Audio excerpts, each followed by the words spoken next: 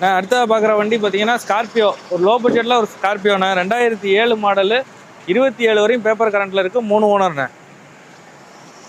வண்டி tyre condition எல்லாமே நல்லா இருக்குது. ஏசி ஒர்க்கிங்ண்ணே. இன்டீரியரு எல்லாமே நல்லாயிருக்கும். உங்களுக்கு பாடி லைனில் சின்ன சின்ன ரஸ்ட் இருக்கும்.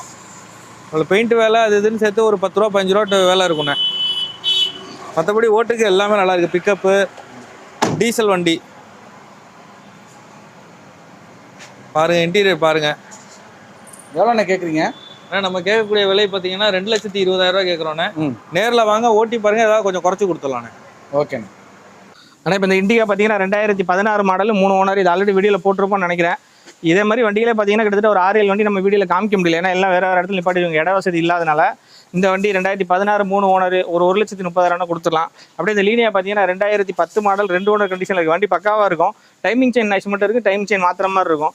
ஒரு கஸ்டமரோட பார்க் அண்ட் செல் வண்டி தான். வண்டி மற்றபடி body line, tyre, engine, AC, insurance எல்லாமே வண்டி பக்காவாக இருக்கும். உங்களுக்கு இந்த வண்டி வந்து அந்த டைமிங் செயின் மட்டும் பார்க்குற மாதிரி இருக்கும். கஸ்டமர் 1,70,000 கேட்குறாங்க. நீங்கள் நேராக வந்து வண்டியை விசிட் பண்ணி பாருங்கள். ஏதோ முடிஞ்ச அளவுக்கு நம்ம கம்மி பண்ணி வாங்கி கொடுத்துடலாம். சொன்ன மாதிரி தானே. இது இல்லாமல் இந்த இருக்கிற வண்டியெல்லாம் வீடியோவில் பார்த்துருப்போம்.